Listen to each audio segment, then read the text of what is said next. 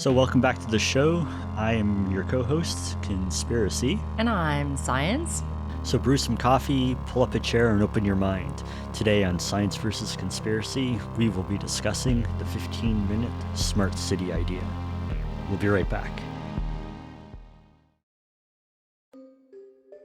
The concept behind the 15-minute city states that all goods and services for living and working are within a 15-minute walk or bike ride or using public transit. The concept focuses around time, not space, in the way that the city is developed and planned. It's sometimes also referred to as hyperproximity. The 15-minute city, I think it's a stupid idea. I disagree depending on how it's played out. Okay, tell me. Well, first of all, I don't know if you know this. This is not a new idea, right? Although it was officially coined in 2016, it's actually been something that we in the healthcare system refer to as the social determinants of health. Neighborhood has been a social determinant of health for a long time. And that's not just about socioeconomic status, but it's also about the things like having things nearby so that you can walk, healthier lifestyle, walking to things, biking, etc. So anyway, so this isn't new. It's not a new idea. No, but it is a new way that city planners are approaching designing cities. Well, in the sense that it's becoming more mainstream, and they're, instead of just from a healthcare perspective, because obviously it's coming from a climate change perspective. Sure. I guess the main driver is the climate change, but also like better public transit, and then the health aspect of it. And, it's funny, I think back to when I was in my first graduate degree, back in 2003, I had a friend who was studying urban geography. And this is the kind of stuff he was already looking at back in 2003.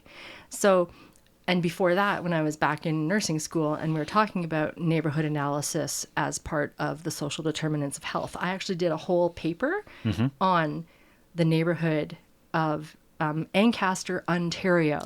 Remember that place? Yes. Yeah. Because we were trying to look at what does it mean to be a healthy teenager in Ancaster, Ontario. And we were even talking about social determinants of health and neighborhood analysis then. But so anyway, blah, blah, blah. I don't think it's a dumb idea. I don't think it's stupid. I think that if done right, it's very smart. Okay, so I don't think, let me step back a bit. Sure. The idea, when you think about, everything within walking distance and having things at your doorstep, it sounds great. And yeah, the quality of life, it sounds great. Yeah. But in practice, how do you implement it? And this is where I get hung up. And a lot of people, like the protesters from Oxford, England over last weekend, are getting hung up about some of these details about your restriction of travel. Okay, well, hold on. Okay. Let's talk about that. But I do want to point out, though, that this has been done successfully. Like, Paris is already moving towards it. Singapore has already been doing it for ages. And if you think about our greatest metropolitan where we are, Vancouver, it says like 75% of people in the actual city of Vancouver live within a 15-minute walk to a grocery store. 75% of Vancouverites. And 99% are within a 15-minute bike ride. And so, I therefore, don't also doubt that. less for like public transit as well. But we What don't they're have the public transit infrastructure. Yeah. Yeah. And to that's what they're trying to handle do that. now. Like when they're talking about it, implementing it more and more is like in these smaller cities or residential areas. And so with that, I wanted to talk about a lot of the developments going around near us, not to like name names of where we are, but like they're putting in all these new developments where there's a grocery store on the main level of buildings. There's daycare either in the building or the next building over. So these things are really vital. Now they're getting zoned for residential neighborhoods. And that, I think, is the biggest change.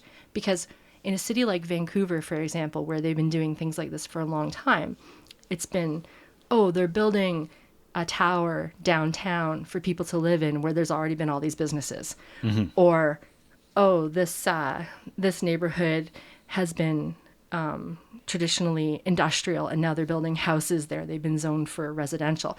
But now that I think what the major flip with a lot of this is, at least locally, is that they're flipping where they're trying to change the zoning. Now they're trying to change residential to allow for more businesses, to allow for these types of 15-minute neighborhoods. And I think city, we all know, is a misnomer, because they're not necessarily just doing it in cities.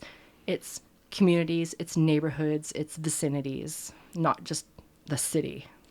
Right, but going back to the infrastructure and the travel restrictions, and I know Vancouver and BC is talking about the road pricing and restricting how much you can travel and the distance that you can travel, and that's one of the main issues with what's happening with the Oxford situation. My brother gladly takes the 407 in Ontario.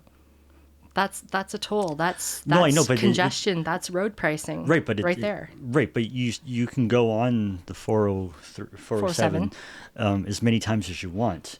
What's going to happen in some of these communities is that you're restricted to 100 trips annually, which really isn't that much. That works out to twice a week. No, okay, so and that's a freebie. That's 100 a year. Free. Twice a week. Yeah. Free. And then other than that, then you just have to pay what they're calling a fine, but what it really is just road pricing. Yeah, $70 an unexpected trip. Okay, that's steep. I agree. I don't think the principle behind it is bad. I think they could lower the price because, and you got to remember too, like people aren't necessarily reading all the details. Do you know the time that this takes place? Well, after 7 p.m., you're allowed to go out and travel outside. So it's just trying to address congestion during the rush hour and the workday. There's nothing wrong with that. Right, but our workday isn't. They're trying to control how and where our workday is set and where we can travel to and when we can travel to. Because right now, no, because right now they're still giving letting you go where you want, when you want. It's just that if you're not willing to take public transit to either do traffic calming, like look at around here, they've put so many speed bumps to calm neighborhoods because people are taking those roads over where our friend lives. They put new speed bumps down her road because people were flying down that road on the way to the local high school and stuff, you know? So like, if you're not willing to take public transit or carpool or walk or ride your bike, whether it be for health or for the green initiative, but it's just sometimes it's just traffic calming measures, which is really what Oxford is all about. It's not even part of a green initiative. It's only traffic calming down, not areas, six roads. 6 roads only. Right, but that's it. Well, that's for Oxford, but you expand that into other neighborhoods and other cities, and it becomes more than just those 6 roads. Okay, but that's what you conspiracy theorists.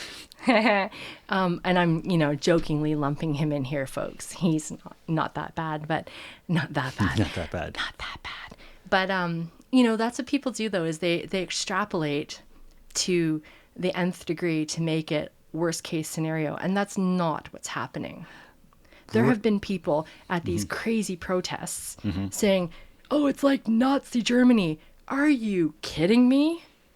This is not about Jews keeping in their own neighborhood or being taken up by the Nazis and put in a concentration camp. That's not what this is about. No, but if you have a certain area, a certain demographic isn't going to be able to make these trips and get out of their particular zones. And I read an article from the Western Standard, which is an Alberta-based online newspaper. Oh, so that means it's very conservative and right right-sided, right wing. That doesn't matter what way the paper leans. They were talking about the seventh grade student from Oxford, Jasmine, and she was talking during these protests about against the 15-minute cities, and saying that if she has a friend outside of her zone, how can her parents would drop her off at her friend's house? Yeah. So that would leaving and coming back, leaving would be one trip. So if she spends 4 or 5 hours with her friend, are her parents going to circle the perimeter, the filter lanes for 4 or 5 hours, or are they going to travel back and forth? Does she go to her friend's house every day? She might. Can't she take the bus? She's grade 7? She's grade 7. She can take the bus. Yeah, okay, so she happens to be grade 7, and yeah, she could probably take a bus.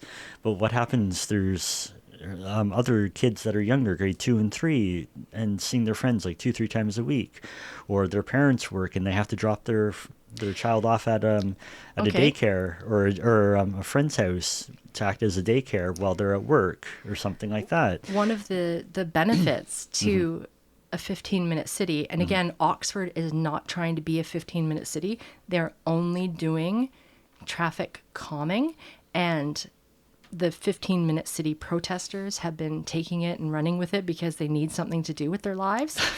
But yeah, I know. I'm trying to poke the bear here, folks. I love being devil's advocate, but one of the benefits to these things is an increased sense of neighborhood within your own neighborhood.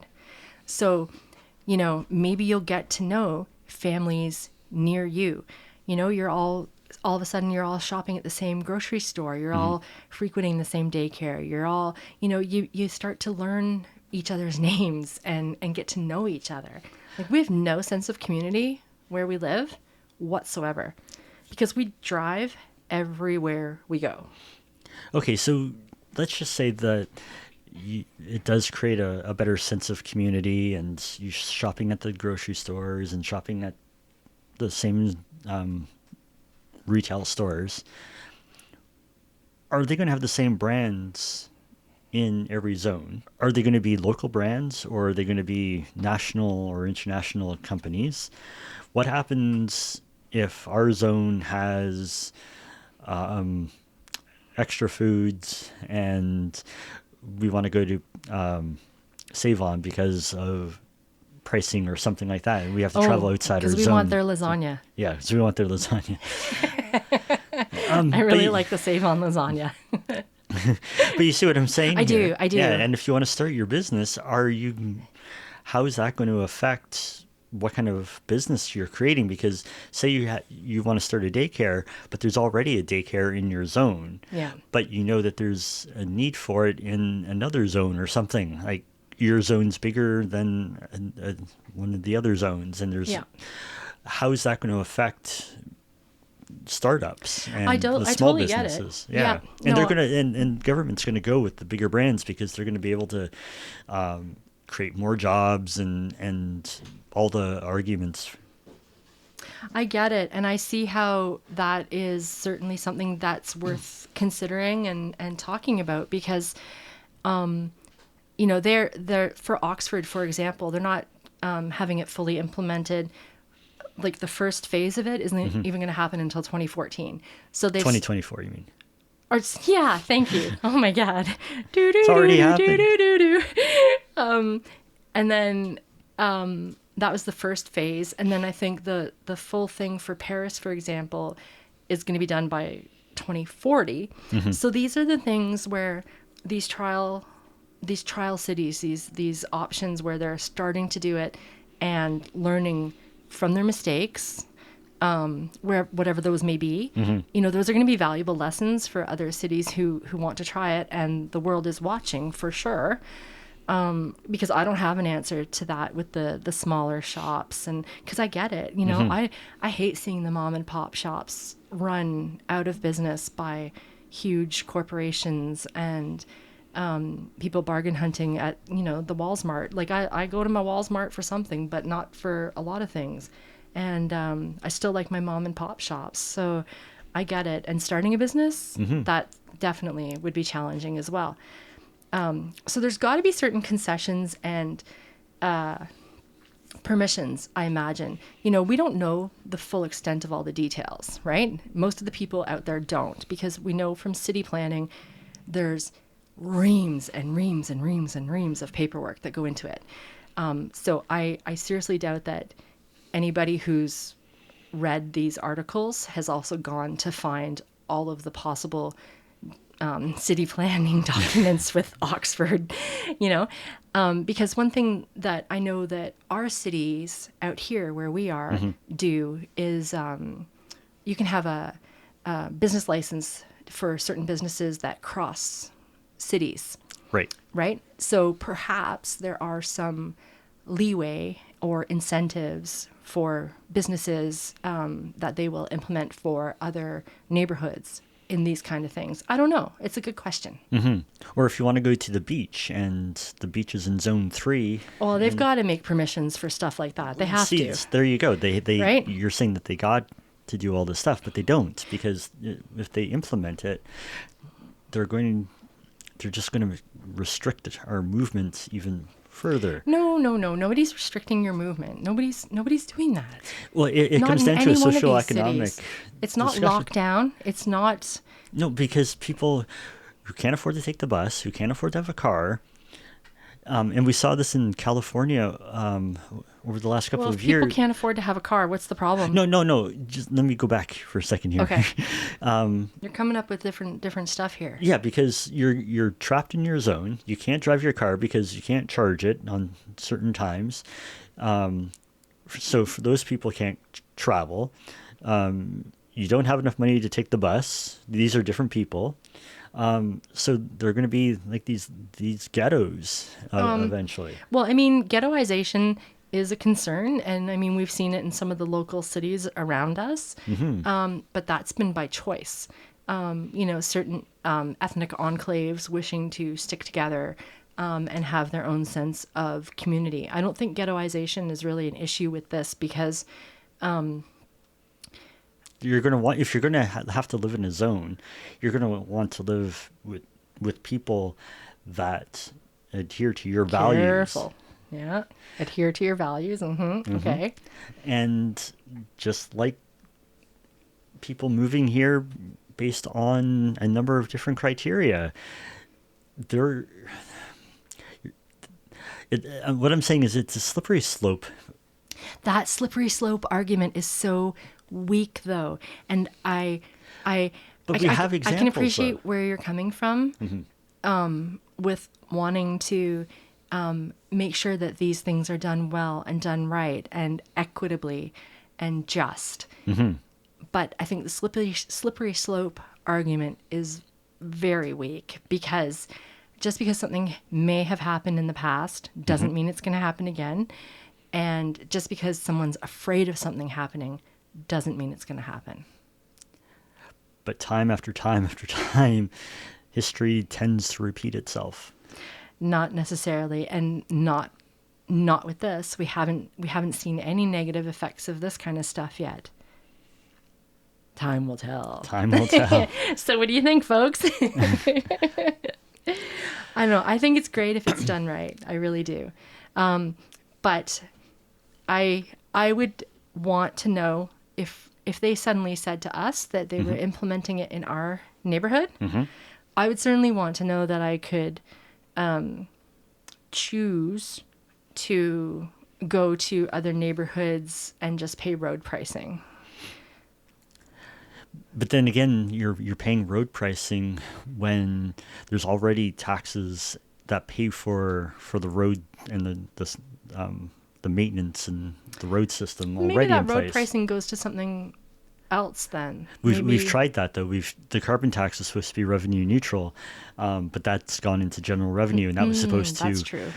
And that's just one example of when the government says that the money's going to go in one place, and maybe for a few years it does, but then the government tries to move the money around to balance the books or to do something else, and they're already kind of starting this whole process with us right now. With our insurance, we can travel 5,000 kilometers. If we come under that 5,000 kilometers a year, then we get a rebate. But how long is that rebate going to last? Until it becomes, if you go over 5,000 kilometers, you're going to have to pay. Well, that's conspiracy thinking, though. Well, that's what you're good at. That's what we do here. And I'm worried about this. Understandably so. But I think the people who are trying to implement it for the right reasons deserve to be able to speak to the public, to talk about it, and have the public listen and not just glom on to the great conspiracy train.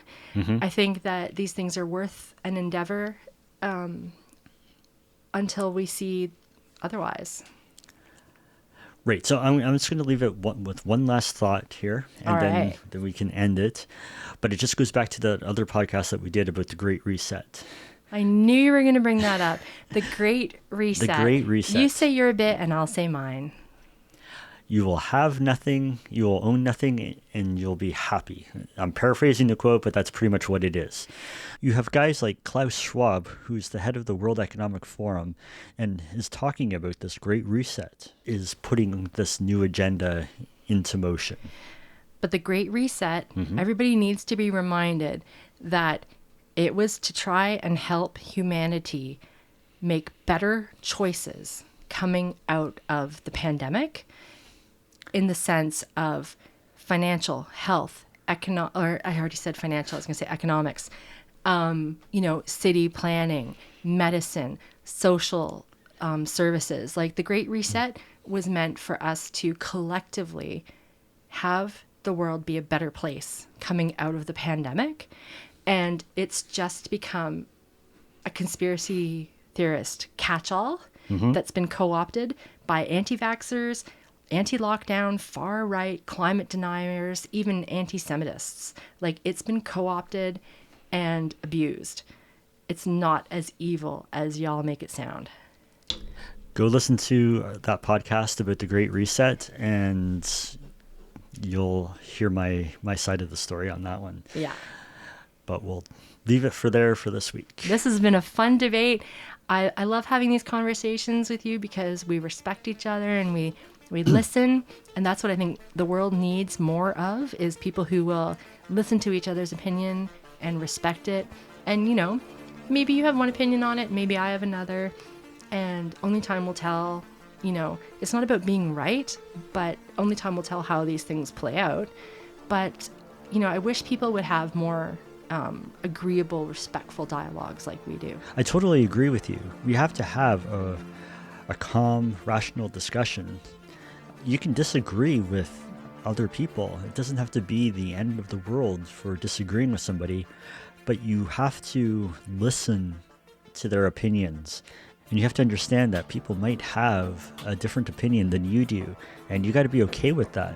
But you got to listen to their side of the story and have a good conversation, a good dialogue back and forth. And I think that gets lost these days. It's one or the other. If you're not with us, you're against us. And life isn't that cut and dry. We have to change the way we interact with people. And maybe there is some version of this 15-minute city that will allow for that to happen, while addressing the totalitarian concerns that we brought up today. So it's been a great chat, and I hope you folks had a good time listening to us debate. And for now, this is Science signing off, saying stay curious but rely on the facts. And this is Conspiracy saying being paranoid is smart. We'll see you next time, everybody.